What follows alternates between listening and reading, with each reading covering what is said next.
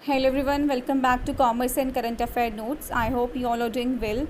जैसा कि आप सभी जानते हैं कि लॉकडाउन का टाइम पीरियड चल रहा है और लॉकडाउन का रीज़न है कोरोना वायरस के बैड इफ़ेक्ट्स को सिर्फ इंडिया ही नहीं, बहुत सारी ऐसी कंट्रीज़ हैं जो इसको फेस कर रही हैं। सो इस वीडियो के थ्रू मैं ये आपसे डिस्कस करना चाहूँगी कि कौन कौन से ऐसे चैलेंजेस हैं जो फ्यूचर में इंडिया को फेस करने पड़ सकते हैं। दुनिया भर में इंडिया की ग्रोथ कितनी फोरकास्ट की गई है और उसका इम्पैक्ट इंडियन इकोनॉमी के ऊपर क्या होगा, तो ये सब चीज़ें हम इस वीडियो के थ्रू एनालिसिस करेंगे। So let's start with the topic.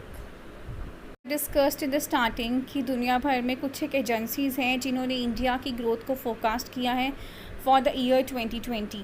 Like आप अपनी स्क्रीन पे देख सकते हैं, IMF ने 1.9%, मूडी 2.5%, फिच 1.8%, क्राइसिल 3.5%। ये कुछ एक रेटिंग एजेंसीज़ हैं जिन्होंने करंट परफॉर्मेंसेस के बेसिस पे ग्रोथ को फोरकास्ट किया इंडिया के लिए। Next is RBI, that is reserve bank of India, 3.5% to 4% की ग्रोथ रेट को फोरकास्ट किया है। Compare with the previous year GDP, इस ईयर की जो GDP है या ग्रोथ रेट है वो यही सिनेरियो दिखा रही है, जो कि बहुत ज़्यादा स्लो डाउन हो गया है from the last couple of years. India में कोविड-19 एक ऐसे टाइम पर आया जब इंडिया की इकोनॉमी ऑलरेडी स्लो डाउन थी। न्यूमरस रीजंस हैं जिसकी वजह से हम ऐसा कह सकते हैं। 2016 में डीमोनेटाइजेशन का होना, देन क्रेडिट क्राइसिस बहुत ज़्यादा रही हैं कुछ एक सालों में। GST में कुछ एक प्रॉब्लम्स थी, कुछ फ्लॉज थे जिनको काफ़ी हद तक तो ठीक किया गया है, बट अभी भी कुछ फ्लॉज हैं जिसकी वजह से प्रॉपरली GST जो है वो मैनेज नहीं हो पाया। देन जॉब प्रॉब्लम्स, अगर हम जॉब सेक्टर की बात करें तो ऑटोमोबाइल इंडस्ट्री को बहुत ज़्यादा लॉसेज हुए हैं। रियल इस्टेट सेक्टर में भी ग्रोथ कम हो गई है, जिसका इम्पेक्ट ये हुआ है कि जॉब में हर्डल्स आई हैं which leads to the unemployment in comparison to the previous years historically high. So these are the reason जिसकी वजह से हम कह सकते हैं कि पहले से ही इकॉनमी स्लो डाउन थी एंड कोविड-19 का आना उससे जो इंडिया की GDP है वो और ज़्यादा कम हो गई है। हम डिस्कस करेंगे कि सेक्टर वाइज क्या इम्पैक्ट है इंडियन इंडस्ट्री के ऊपर। तो कुछ एक इंडस्ट्री के यहाँ पे हम एग्जांपल लेंगे जिसमें हम ये डिस्कस करेंगे कोरोना वायरस के एग्जिस्टेंस की वजह से इंडस्ट्री की ग्रोथ के ऊपर क्या इफ़ेक्ट आया है।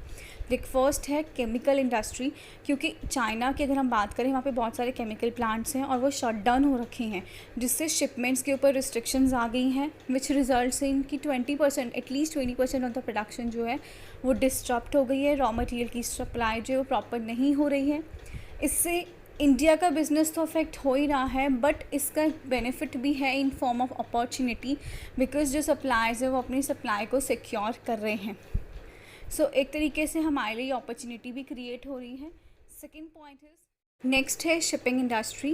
कोरोना वायरस आउटब्रेक का इम्पेक्ट ये हुआ है कि कार्गो मूवमेंट का जो बिज़नेस है या उसके जो सर्विस प्रोवाइडर्स हैं उसके ऊपर भी इसका इम्पैक्ट हुआ है, क्योंकि कार्गोज जो है वो प्रॉपरली एक जगह से दूसरी जगह पर नहीं जा पा रहे हैं। अगर हम सोर्सेज की बात करें तो इससे 75 to 80% इफ़ेक्ट हुआ है बल्क ट्रेड के ऊपर। तो शिपिंग इंडस्ट्री भी अफेक्ट हुई है।